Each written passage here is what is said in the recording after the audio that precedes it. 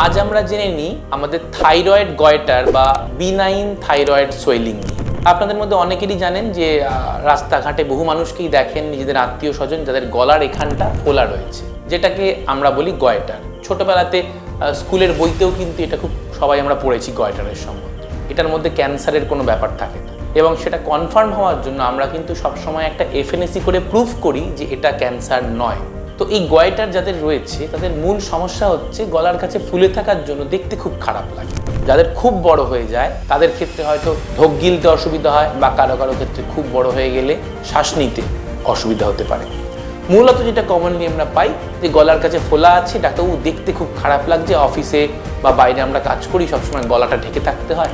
এবার ভারতবর্ষে বুঝতেই পারছেন আমাদের গরমের দেশ, তো সেখানে তো সেটা পসিবল নয় যে গলাটাকে বারবার গরমকালে ঢেকে রাখবেন। তাই জন্য এর একটা পুরনো ট্রিটমেন্ট ছিল যে গলাটাকে কেটে থাইরয়েড গ্ল্যান্ডটাকে বার করে নেওয়া। ফোলাটা তো কমে গেল, কিন্তু গলার কাছে একটা বড় চেলা কাটা দাগ হয়ে যেত, সেটা বরঞ্চ আরও বেশি খারাপ দেখতে লাগতো। এখন কিন্তু আমরা নিয়ে এসেছি আপনাদের কাছে কিছু মডার্ন ট্রিটমেন্ট, একটা মাত্র নিডল প্রিক করে, যার কিনা নিডলটা স্পেশাল নিডল, নিডলটার মাথায় একটা মাইক্রোওয়েভ অ্যান্টেনা লাগানো থাকে। ফলে যে ফোলা বিনাইন সোয়েলিংটা তৈরি হয়েছে সেটাকে আমরা বার্ন করে দিই মাইক্রোওয়েভের সাহায্যে। অন্যদিকে যাদের ক্ষেত্রে থাইরয়েড গ্ল্যান্ডটা অসম্ভব বড় হয়ে গেছে, মাইক্রোওয়েভের রেঞ্জের বাইরে চলে গেছে, সেক্ষেত্রে অ্যানজিওগ্রাফির মাধ্যমেও কিন্তু এটার সাইজ কমানো যায়। আর লাস্ট রইল যাদের কিনা থাইরয়েডে সিস্ট হয়েছে, সেক্ষেত্রে কিন্তু ট্রিটমেন্টটা ভীষণ সহজ।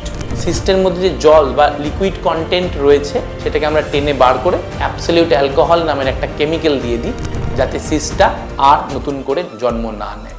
তো এই তিনটে হচ্ছে মূলত থাইরয়েডের মডার্ন ট্রিটমেন্ট। আজ চলুন আমরা দেখে নিই যে থাইরয়েডের মাইক্রোওয়েভ অ্যাবলেশন জিনিসটা হয় কি করে।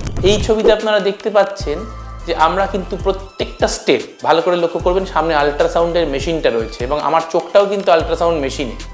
সুতরাং গলায় আমরা নিডল ফোটাচ্ছি বটে, কিন্তু আমার চোখ আল্ট্রাসাউন্ড মেশিনে নিডলটা কিন্তু একদম দেখে দেখে ওই ফোলা জায়গাটার মধ্যে ঢুকছে, এবং মাইক্রোওয়েভ যন্ত্রের সাহায্যে সেটাকে আমরা বার্ন করে ছোট করে দেবো। 3 থেকে 4 মাস সময় লাগে।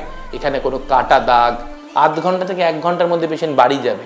গলায় কোনো কাটা দাগ বা ড্রেসিং নেই, গলার আওয়াজ পাল্টে যাওয়া যেটা সার্জারিতে খুব বড় রিস্ক, তারও কোনো ব্যাপার নেই, এবং সবথেকে বড় কথা পেশেন্ট জেগে থাকে এই প্রসিডিওরে। কোনো মেজর অ্যানাস্থেশিয়ার রিস্ক নেই। লোকাল অ্যানাস্থেশিয়াতে হচ্ছে, বুঝতেই পারছেন পেশেন্টের কিন্তু কোনো ব্যথা লাগছে না, এবং আমাদের সঙ্গে কনস্ট্যান্ট পেশেন্ট কথা বলে চলেছে।